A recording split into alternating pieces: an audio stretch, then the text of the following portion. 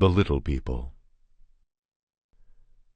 My sister threw down the book she was reading. To be exact, she threw it at me. "Foolishness," said she. "Fairy tales. Hand me that copy of Michael Arlen." I did so mechanically, glancing at the volume which had incurred her youthful displeasure. The story was The Shining Pyramid by Arthur Machen. "My dear girl," said I, "this is a masterpiece of outre literature." "Yes, but the idea," she answered. "I outgrew fairy tales when I was 10. "This tale is not intended as an exponent of common-day realism," I explained patiently. "Too far-fetched," she said, with the finality of 17. "I like to read about things that could happen. Who were the little people he speaks of? The same old elf and troll business?" "All legends have a base of fact," I said. "There is a reason—" "You mean to tell me such things actually existed?" she exclaimed. "Rot!" "Not so fast, young lady," I admonished, slightly nettled. "I mean that all myths had a concrete beginning, which was later changed and twisted so as to take on a supernatural significance. Young people," I continued, bending a brotherly frown on her pouting lips, "have a way of either accepting entirely or rejecting entirely such things as they do not understand. The little people spoken of by Machen are supposed to be descendants of the prehistoric people who inhabited Europe before the Celts came down out of the north. They are known variously as Turanians, Picts, Mediterraneans, and garlic-eaters, a race of small, dark people. Traces of their type may be found in primitive sections of Europe and Asia today, among the Basques of Spain, the Scotch of Galloway, and the Lapps. They were workers in flint, and are known to anthropologists as men of the Neolithic or Polished Stone Age. Relics of their age show plainly that they had reached a comparatively high stage of primitive culture by the beginning of the Bronze Age, which was ushered in by the ancestors of the Celts, our prehistoric tribesmen, young lady. These destroyed or enslaved the Mediterranean peoples, and were in turn ousted by the Teutonic tribes. All over Europe, and especially in Britain, the legend is that these Picts, whom the Celts looked upon as scarcely human, fled to caverns under the earth and lived there, coming out only at night, when they would burn, murder, and carry off children for their bloody rites of worship. Doubtless there was much in this theory. Descendants of cave people, these fleeing dwarfs would no doubt take refuge in caverns, and no doubt managed to live undiscovered for generations. "That was a long time ago," she said with slight interest. "If there ever were any of those people, they're dead now. Why, we're right in the country where they're supposed to perform, and haven't seen any signs of them." I nodded. My sister Joan did not react to the weird West Country as I did. The immense menhirs and cromlechs which rose starkly upon the moors seemed to bring back vague racial memories, stirring my Celtic imagination. "Maybe," I said, adding unwisely, "you heard what that old villager said, the warning about walking on the fen at night. No one does it. You're very sophisticated, young lady, but I'll bet you wouldn't spend a night alone in that stone ruin we can see from my window." Down came her book, and her eyes sparkled with interest and combat. "I'll do it!" she exclaimed. "I'll show you. He did say no one would go near those old rocks at night, didn't he? I will, and stay there the rest of the night." She was on her feet instantly, and I saw I had made a mistake. "No, you won't either," I vetoed. "What would people think?" "What do I care what they think?" she retorted in the up-to-date spirit of the younger generation. "You haven't any business out on the moors at night," I answered. "Granting that these old myths are so much empty wind, there are plenty of shady characters who wouldn't hesitate to harm a helpless girl. It's not safe for a girl like you to be out unprotected." "You mean I'm too pretty?" she asked naively. "I mean you're too foolish," I answered in my best older brother manner. She made a face at me and was silent for a moment, and I, who could read her agile mind with absurd ease, could tell by her pensive features and sparkling eyes exactly what she was thinking. She was mentally surrounded by a crowd of her cronies back home, and I could guess the exact words which she was already framing. "My dears, I spent a whole night in the most romantic old ruin in West England, which was supposed to be haunted." I silently cursed myself for bringing the subject up, when she said abruptly, "I'm going to do it just the same. Nobody will harm me, and I wouldn't pass up the adventure for anything." "Joan," I said, "I forbid you to go out alone tonight, or any other night." Her eyes flashed, and I instantly wished I had couched my command in more tactful language. My sister was wilful and high-spirited, used to having her way, and very impatient of restraint. "You can't order me around," she flamed. "You've done nothing but bully me ever since we left America." "It's been necessary," I sighed. "I can think of a number of pastimes more pleasant than touring Europe with a flapper sister." Her mouth opened, as if to reply angrily, then she shrugged her slim shoulders and settled back down in her chair, taking up a book. "All right, I didn't want to go much anyhow," she remarked casually. I eyed her suspiciously. She was not usually subdued so easily. In fact, some of the most harrowing moments of my life have been those in which I was forced to cajole and coax her out of a rebellious mood. Nor was my suspicion entirely vanquished when a few moments later she announced her intention of retiring and went to her room just across the corridor. I turned out the light and stepped over to my window, which opened upon a wide view of the barren, undulating wastes of the moor. The moon was just rising, and the land glimmered grisly and stark beneath its cold beams. It was late summer, and the air was warm, yet the whole landscape looked cold, bleak, and forbidding. Across the fen I saw rise, stark and shadowy, the rough and mighty spires of the ruins. Gaunt and terrible they loomed against the night, silent phantoms from— Note: a page appears to be missing from Howard's typescript here. She assented with no enthusiasm, and returned my kiss in a rather perfunctory manner. Compulsory obedience was repugnant. I returned to my room and retired. Sleep did not come to me at once, however, for I was hurt at my sister's evident resentment, and I lay for a long time, brooding and staring at the window, now framed boldly in the molten silver of the moon. At length I dropped into a troubled slumber, through which flitted vague dreams wherein dim, ghostly shapes glided and leered. I awoke suddenly, sat up and stared about me wildly, striving to orient my muddled senses. An oppressive feeling, as of impending evil, hovered about me. Fading swiftly as I came to full consciousness, lurked the eerie remembrance of a hazy dream wherein a white fog had floated through the window and had assumed the shape of a tall, white, bearded man who had shaken my shoulder as if to arouse me from sleep. All of us are familiar with the curious sensations of waking from a bad dream, the dimming and dwindling of partly remembered thoughts and feelings. But the wider awake I became, the stronger grew the suggestion of evil. I sprang up, snatched on my clothing, and rushed to my sister's room, flung open the door. The room was unoccupied. I raced down the stair and accosted the night clerk, who was maintained by the small hotel for some obscure reason. "Miss Costigan, sir. She came down, clad for outdoors, a while after midnight, about half an hour ago, sir, and she said she was going to take a stroll on the moor, and not to be alarmed if she did not return at once, sir." I hurled out of the hotel, my pulse pounding a devil's tattoo. Far out across the fen I saw the ruins, bold and grim against the moon, and in that direction I hastened. At length, it seemed hours, I saw a slim figure some distance in front of me.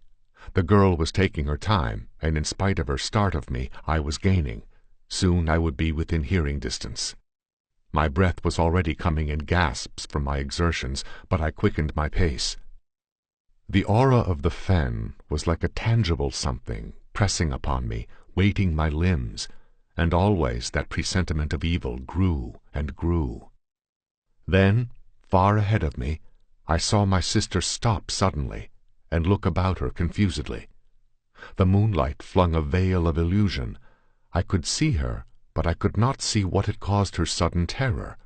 I broke into a run, my blood leaping wildly and suddenly freezing, as a wild, despairing scream burst out and sent the moor echoes flying. The girl was turning first one way and then another, and I screamed for her to run toward me. She heard me and started toward me, running like a frightened antelope. And then I saw. Vague shadows darted about her, short dwarfish shapes. Just in front of me rose a solid wall of them, and I saw that they had blocked her from gaining to me. Suddenly, instinctively I believe, she turned and raced for the stone columns, the whole horde after her, save those who remained to bar my path. I had no weapon, nor did I feel the need of any. A strong, athletic youth, I was in addition an amateur boxer of ability, with a terrific punch in either hand. Now all the primal instincts surged redly within me. I was a caveman bent on vengeance against a tribe who sought to steal a woman of my family. I did not fear. I only wished to close with them. I recognized these.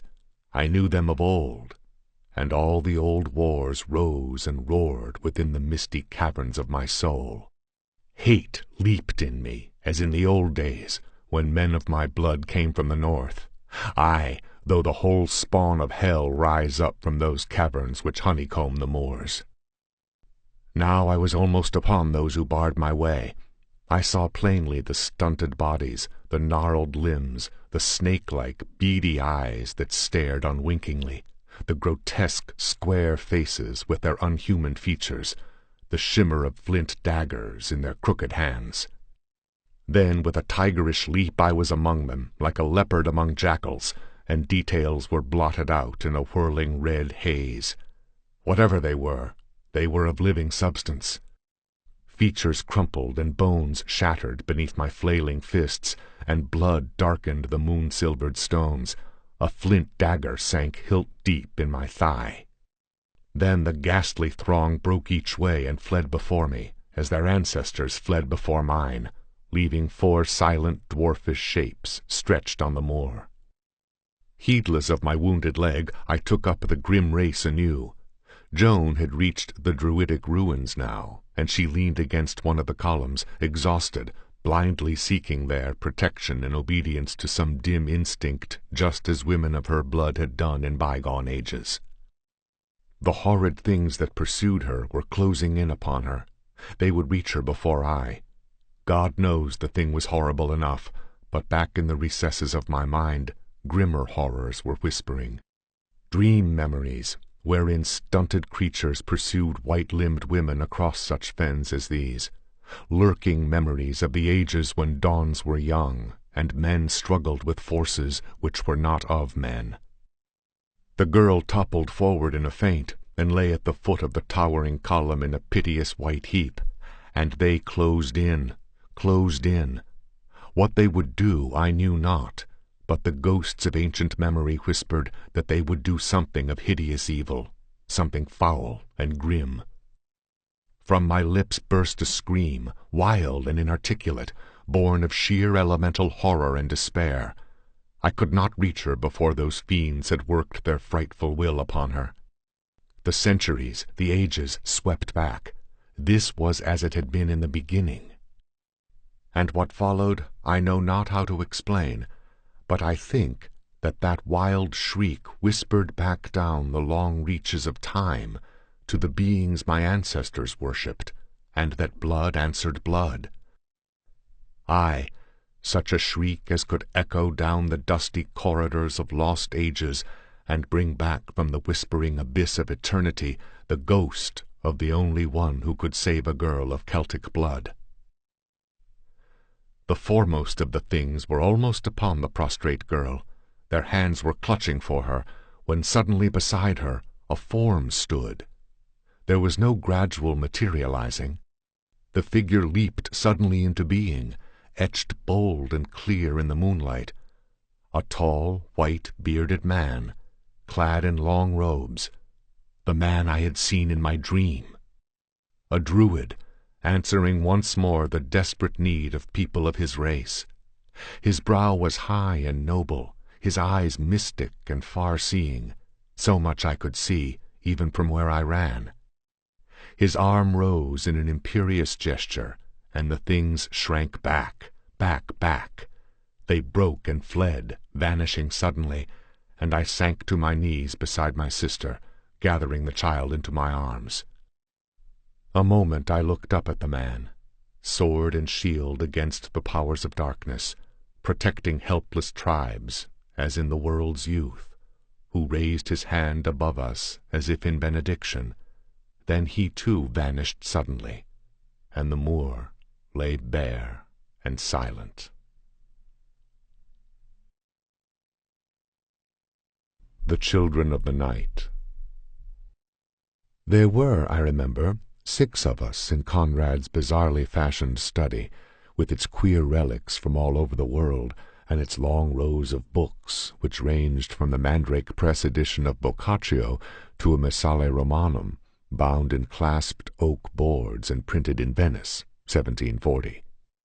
Clements and Professor Carowan had just engaged in a somewhat testy anthropological argument, Clements upholding the theory of a separate, distinct Alpine race, while the professor maintained that this so-called race was merely a deviation from an original Aryan stock, possibly the result of an admixture between the southern or Mediterranean races and the Nordic people.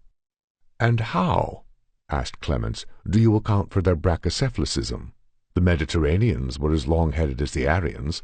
Would admixture between these dolichocephalic peoples produce a broad-headed intermediate type?" "Special conditions might bring about a change in an originally long-headed race," snapped Carowan. "Boas has demonstrated, for instance, that in the case of immigrants to America, skull formations often change in 1 generation, and Flinders Petrie has shown that the Lombards changed from a long-headed to a round-headed race in a few centuries." "But what caused these changes?" "Much is yet unknown to science," answered Carowan, "and we need not be dogmatic. No one knows as yet why people of British and Irish ancestry tend to grow unusually tall in the Darling district of Australia, cornstalks as they are called, or why people of such descent generally have thinner jaw structures after a few generations in New England. The universe is full of the unexplainable." "And therefore the uninteresting, according to Mackin," laughed Taverel. Conrad shook his head. "I must disagree. To me, the unknowable is most tantalizingly fascinating." "Which accounts, no doubt, for all the works on witchcraft and demonology I see on your shelves," said Kettrick, with a wave of his hand toward the rows of books. And let me speak of Kettrick. Each of the 6 of us was of the same breed, that is to say, a Briton or an American of British descent. By British I include all natural inhabitants of the British Isles. We represented various strains of English and Celtic blood, but basically these strains are the same after all. But Kettrick, to me, the man always seemed strangely alien. It was in his eyes that this difference showed externally. They were a sort of amber, almost yellow, and slightly oblique. At times, when one looked at his face from certain angles, they seemed to slant like a Chinaman's. Others than I had noticed this feature, so unusual in a man of pure Anglo-Saxon descent. The usual myths ascribing his slanted eyes to some prenatal influence had been mooted about, and I remember Professor Hendrik Breuler once remarked that Kettrick was undoubtedly an atavism, representing a reversion of type to some dim and distant ancestor of Mongolian blood, a sort of freak reversion, since none of his family showed such traces. But Kettrick comes of the Welsh branch of the Kettricks of Sussex, and his lineage is set down in the Book of Peers. There you may read the line of his ancestry, which extends unbroken to the days of Canute. No slightest trace of Mongoloid intermixture appears in the genealogy, and how could there have been such intermixture in old Saxon England? For Cetric is the modern form of Cedric, and though that branch fled into Wales before the invasion of the Danes, its male heirs consistently married with English families on the border marches, and it remains a pure line of the powerful Sussex Cetrics, almost pure Saxon. As for the man himself, this defect of his eyes, if it can be called a defect, is his only abnormality, except for a slight and occasional lisping of speech. He is highly intellectual and a good companion, except for a slight aloofness and a rather callous indifference, which may serve to mask an extremely sensitive nature. Referring to his remark, I said with a laugh, "Conrad pursues the obscure and mystic as some men pursue romance. His shelves throng with delightful nightmares of every variety." Our host nodded. "You'll find there a number of delectable dishes. Mackin, Poe, Blackwood, Maturin. Look, there's a rare feast. Horrid Mysteries by the Marquis of Gros, the real 18th century edition." Taverel scanned the shelves. Weird fiction seems to vie with works on witchcraft, voodoo, and dark magic. True, historians and chroniclers are often dull. Tale-weavers never. The masters, I mean. A voodoo sacrifice can be described in such a dull manner as to take all the real fantasy out of it, and leave it merely a sordid murder. I will admit that few writers of fiction touch the true heights of horror. Most of their stuff is too concrete, given too much earthly shape and dimensions. But in such tales as Poe's Fall of the House of Usher, Macken's Black Seal, and Lovecraft's Call of Cthulhu, the three master horror tales to my mind, the reader is borne into dark and outer realms of imagination. But look there, he continued, there, sandwiched between that nightmare of Huysmans and Walpole's Castle of Otranto, von Junst's Nameless Cults. There's a book to keep you awake at night. "I've read it," said Taverel, "and I'm convinced the man is mad. His work is like the conversation of a maniac. It runs with startling clarity for a while, then suddenly merges into vagueness and disconnected ramblings." Conrad shook his head. "Have you ever thought that perhaps it is his very sanity that causes him to write in that fashion? What if he dares not put on paper all he knows? What if his vague suppositions are dark and mysterious hints, keys to the puzzle to those who know?" "Bosh!" This from Carowan. "Are you intimating that any of the nightmare cults referred to by von Junst survive to this day, if they ever existed, save in the hag-ridden brain of a lunatic poet and philosopher?" "Not he alone used hidden meanings," answered Conrad. "If you will scan various works of certain great poets, you may find double meanings. Men have stumbled onto cosmic secrets in the past and given a hint of them to the world in cryptic words. Do you remember von Junst's hints of a city in the waste? What do you think of Flecker's lines, "Pass not beneath, men say their blows in stony deserts still arose, but with no scarlet to her leaf, and from whose heart no perfume flows"? Men may stumble upon secret things, but von Junst dipped deep into forbidden mysteries. He was one of the few men, for instance, who could read the Necronomicon in the original Greek translation. Taverel shrugged his shoulders, and Professor Carowan, though he snorted and puffed viciously at his pipe, made no direct reply, for he, as well as Conrad, had delved into the Latin version of the book, and had found there things not even a cold-blooded scientist could answer or refute.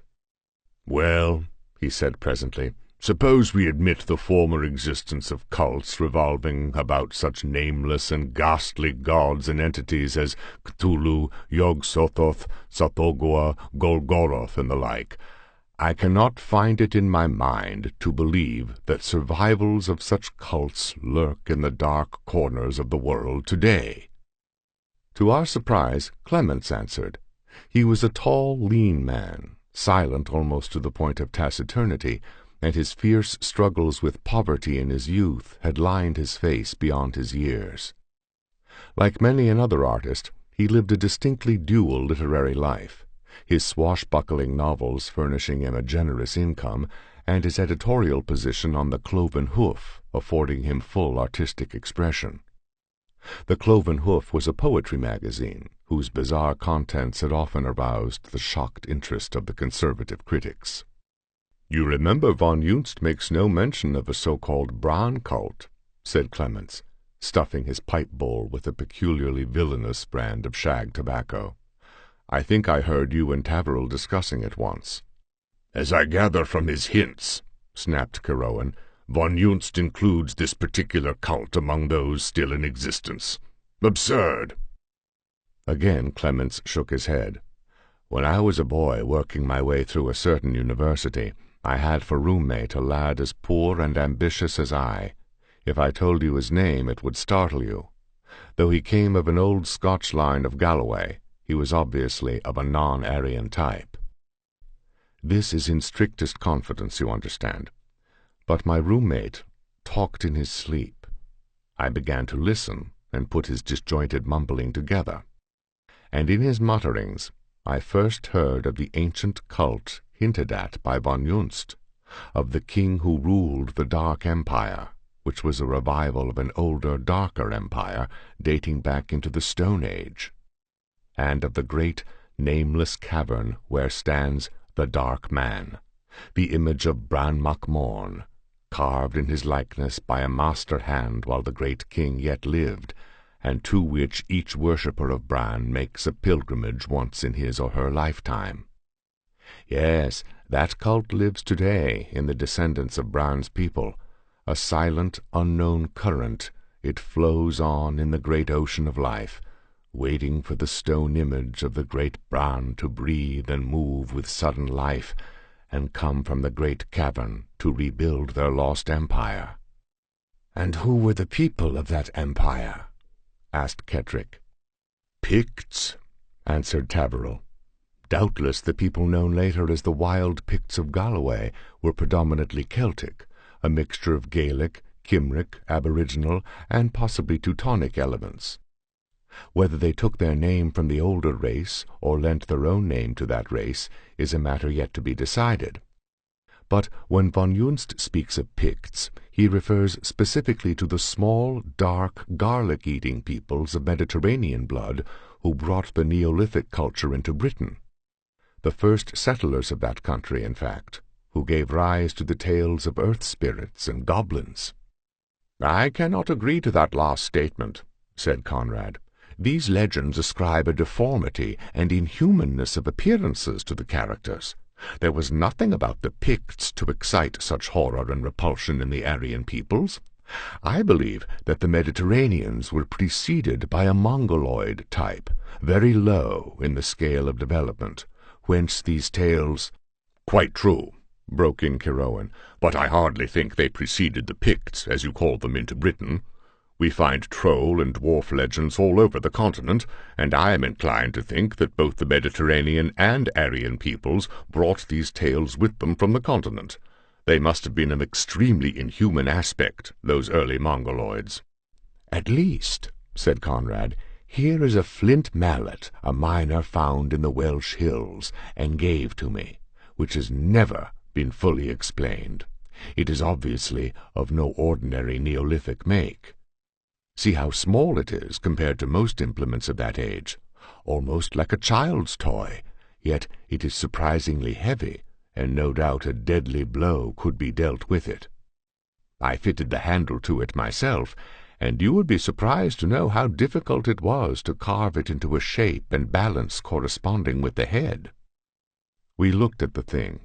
It was well made, polished somewhat like the other remnants of the Neolithic I had seen, yet, as Conrad said, it was strangely different. Its small size was oddly disquieting, for it had no appearance of a toy otherwise. It was as sinister in suggestion as an Aztec sacrificial dagger. Conrad had fashioned the oaken handle with rare skill, and in carving it to fit the head had managed to give it the same unnatural appearance as the mallet itself had. He had even copied the workmanship of primal times, fixing the head into the cleft of the haft with rawhide. "My word!" Taverel made a clumsy pass at an imaginary antagonist and nearly shattered a costly Shang vase. "The balance of the thing is all off-center. I'd have to readjust all my mechanics of poise and equilibrium to handle it." "Let me see it." Kettrick took the thing and fumbled with it, trying to strike the secret of its proper handling.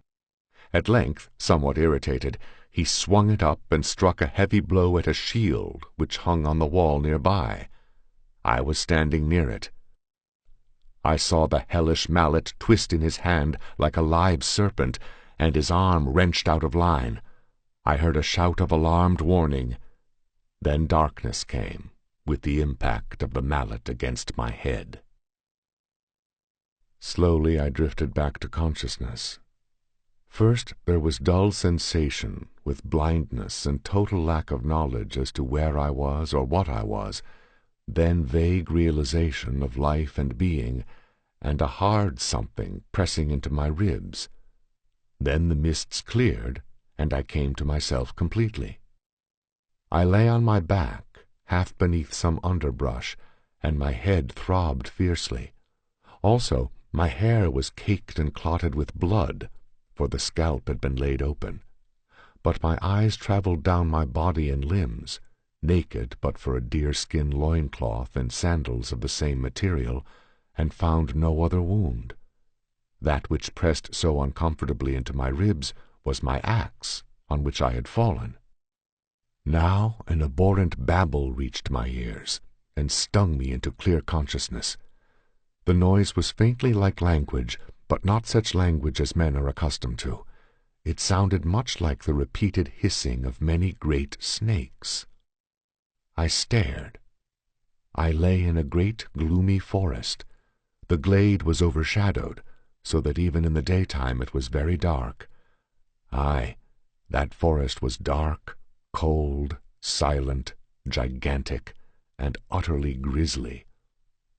And I looked into the glade. I saw a shambles.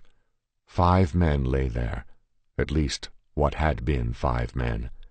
Now, as I marked the abhorrent mutilations, my soul sickened, and about them clustered the things. Humans they were, of a sort, though I did not consider them so. They were short and stocky, with broad heads too large for their scrawny bodies. Their hair was snaky and stringy, their faces broad and square, with flat noses, hideously slanted eyes, a thin gash for a mouth, and pointed ears. They wore the skins of beasts, as did I, but these hides were but crudely dressed. They bore small bows and flint-tipped arrows, flint knives and cudgels. And they conversed in a speech as hideous as themselves, a hissing reptilian speech that filled me with dread and loathing. Oh, I hated them as I lay there. My brain flamed with white-hot fury. And now I remembered. We had hunted, we 6 youths of the Sword People, and had wandered far into that grim forest which our people generally shunned. Weary of the chase, we had paused to rest. To me had been given the first watch, for in those days no sleep was safe without a sentry. Now shame and revulsion shook my whole being. I had slept. I had betrayed my comrades, and now they lay gashed and mangled, butchered while they slept, by vermin who had never dared to stand before them on equal terms. I, Aryara, had betrayed my trust. I remembered. I had slept, and in the midst of a dream of the hunt, fire and sparks had exploded in my head, and I had plunged into a deeper darkness where there were no dreams. And now the penalty. They who had stolen through the dense forest and smitten me senseless had not paused to mutilate me. Thinking me dead, they had hastened swiftly to their grisly work. Now perhaps they had forgotten me for a time. I had sat somewhat apart from the others, and when struck had fallen half under some bushes. But soon they would remember me. I would hunt no more, dance no more in the dances of hunt and love and war, see no more the wattle huts of the sword people. But I had no wish to escape back to my people. Should I slink back with my tale of infamy and disgrace? Should I hear the words of scorn my tribe would fling at me, see the girls point their contemptuous fingers at the youth who slept and betrayed his comrades to the knives of vermin? Tears stung my eyes, and slow hate heaved up in my bosom and my brain. I would never bear the sword that marked the warrior. I would never triumph over worthy foes and die gloriously beneath the arrows of the Picts or the axes of the wolf people or the river people. I would go down to death beneath a nauseous rabble, whom the Picts had long ago driven into forest dens like rats. And mad rage gripped me and dried my tears, giving in their stead a berserk blaze of wrath. If such reptiles were to bring about my downfall, I would make it a fall long remembered, if such beasts had memories. Moving cautiously, I shifted until my hand was on the haft of my axe. Then I called on Ilmarinen and bounded up as a tiger springs. And as a tiger springs, I was among my enemies, and smashed a flat skull as a man crushes the head of a snake. A sudden wild clamor of fear broke from my victims, and for an instant they closed round me, hacking and stabbing. A knife gashed my chest, but I gave no heed. A red mist wavered before my eyes, and my body and limbs moved in perfect accord with my fighting brain. Snarling, hacking, and smiting, I was a tiger among reptiles. In an instant they gave way and fled, leaving me bestriding half a dozen stunted bodies. But I was not satiated. I was close on the heels of the tallest one, whose head would perhaps come to my shoulder, and who seemed to be their chief. He fled down a sort of runway, squealing like a monstrous lizard, and when I was close at his shoulder he dived, snake-like, into the bushes. But I was too swift for him, and I dragged him forth and butchered him in a most gory fashion. And through the bushes I saw the trail he was striving to reach, a path winding in and out among the trees, almost too narrow to allow the traversing of it by a man of normal size. I hacked off my victim's hideous head, and carrying it in my left hand, went up the serpent path, with my red axe in my right. Now, as I strode swiftly along the path, and blood splashed beside my feet at every step from the severed jugular of my foe, I thought of those I hunted. Aye, we held them in so little esteem, we hunted by day in the forest they haunted.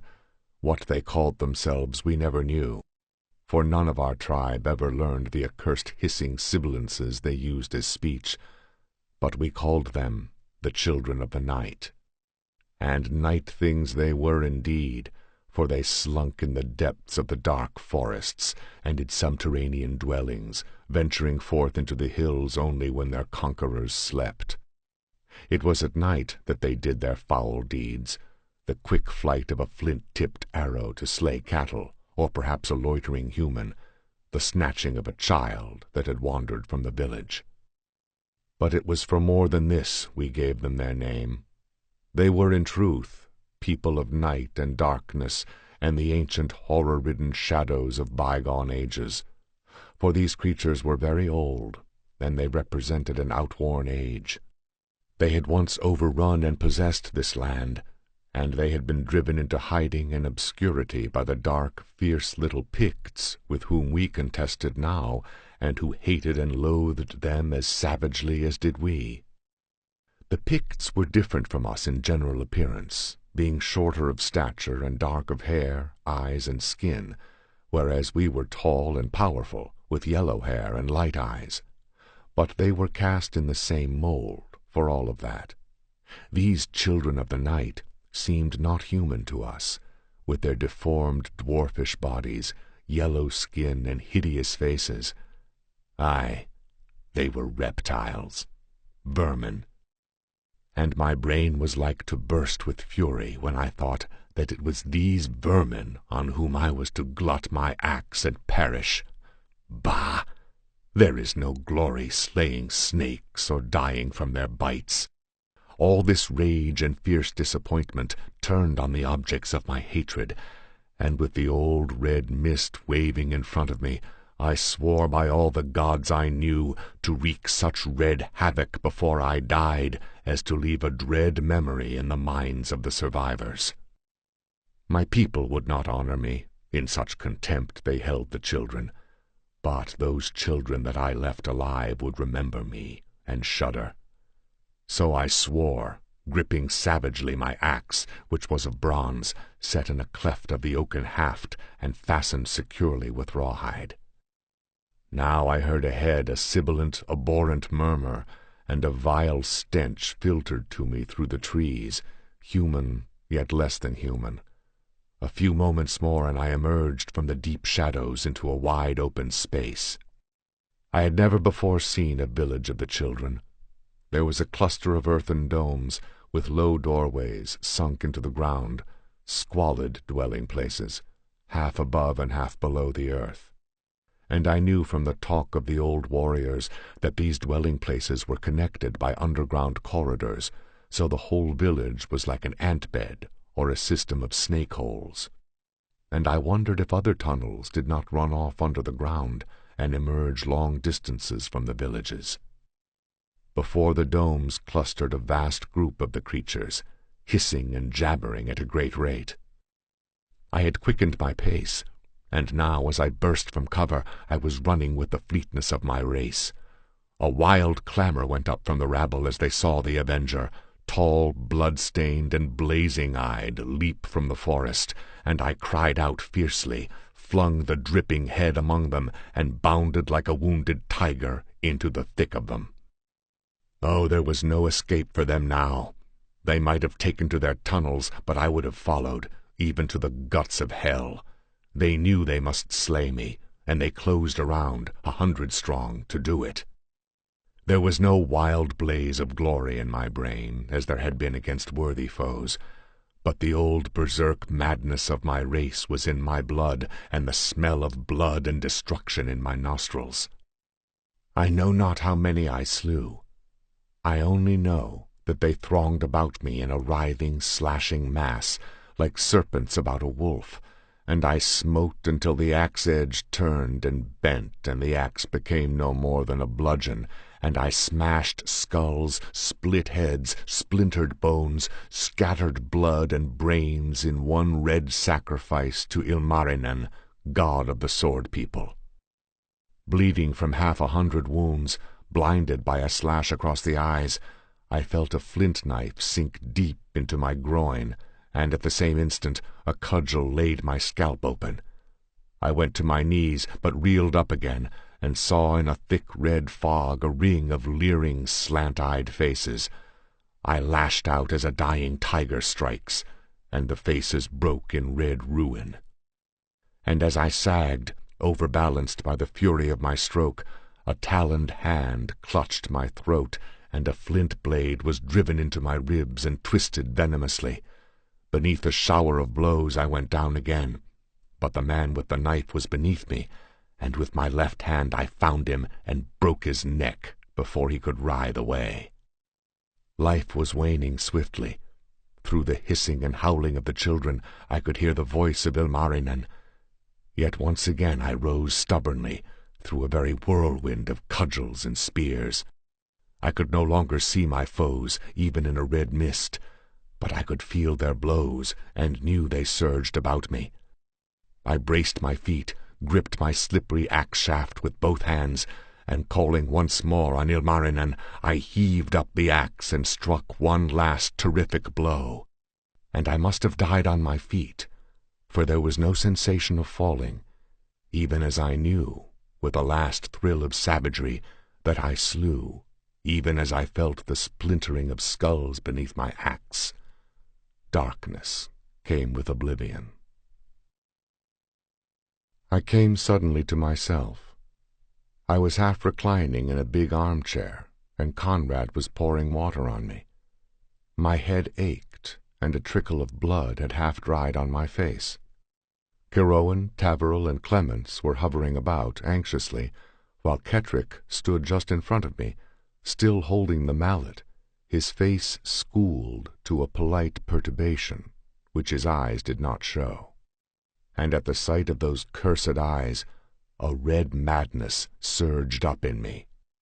"There," Conrad was saying. "I told you he'd come out of it in a moment. Just a light crack. He's taken harder than that. All right now, aren't you, O'Donnell?" At that I swept them aside, and with a single low snarl of hatred launched myself at Kettrick.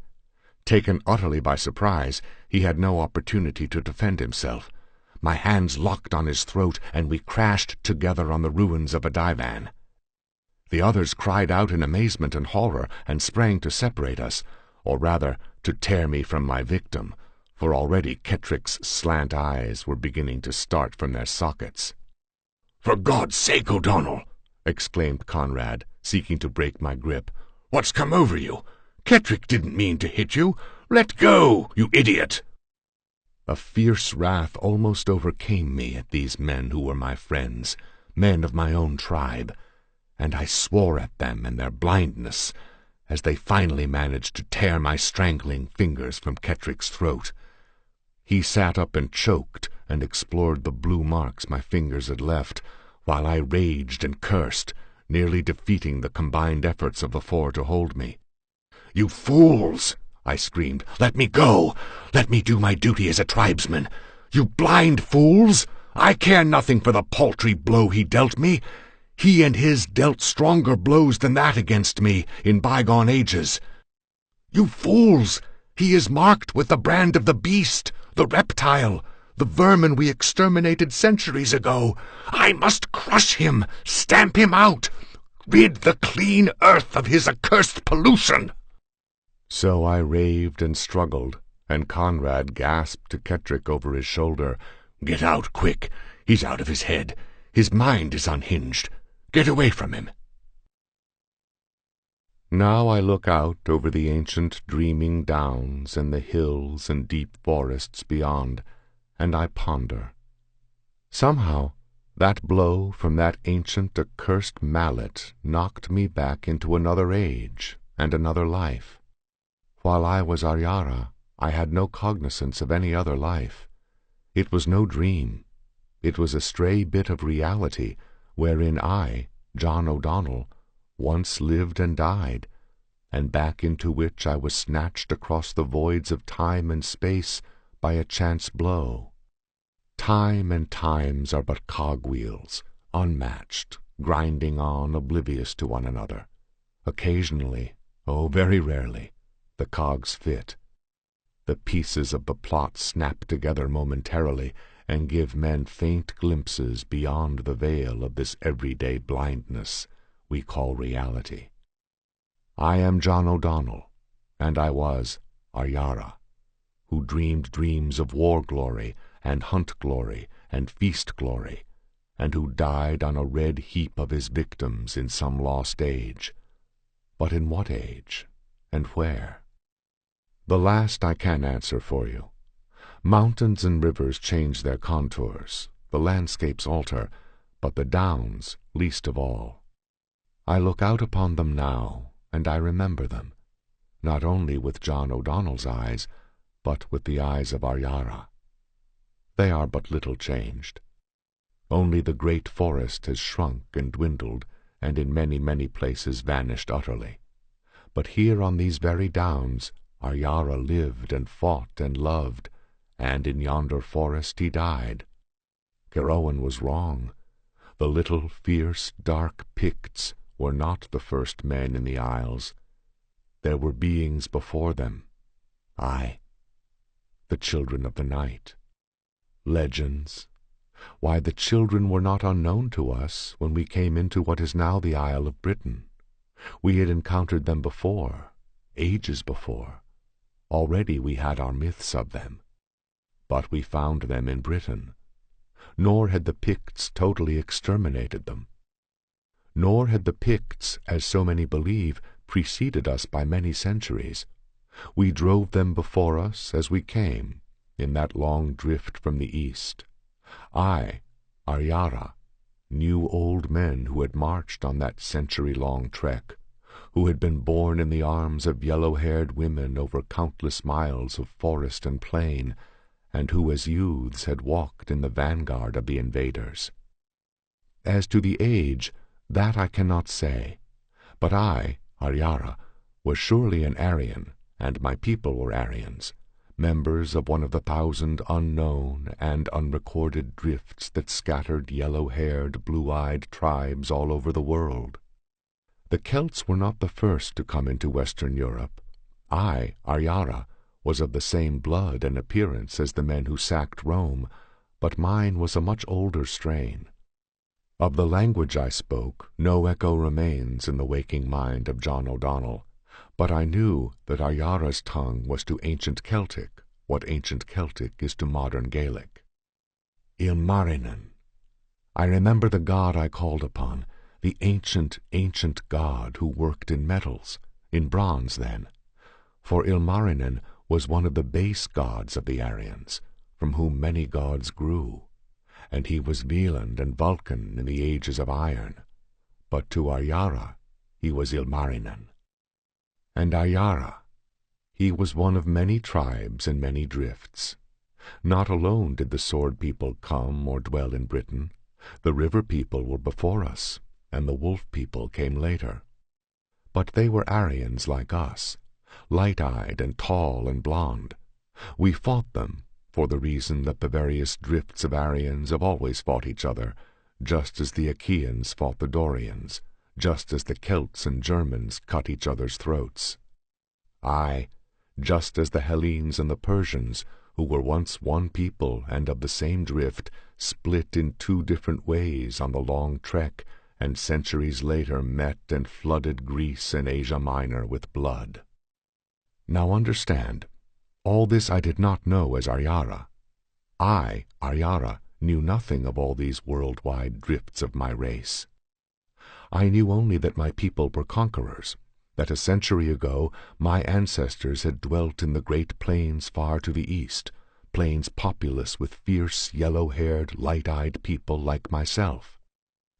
That my ancestors had come westward in a great drift, and that in that drift, when my tribesmen met tribes of other races, they trampled and destroyed them, and when they met other yellow-haired, light-eyed people of older or newer drifts, they fought savagely and mercilessly, according to the old, illogical custom of the Aryan people.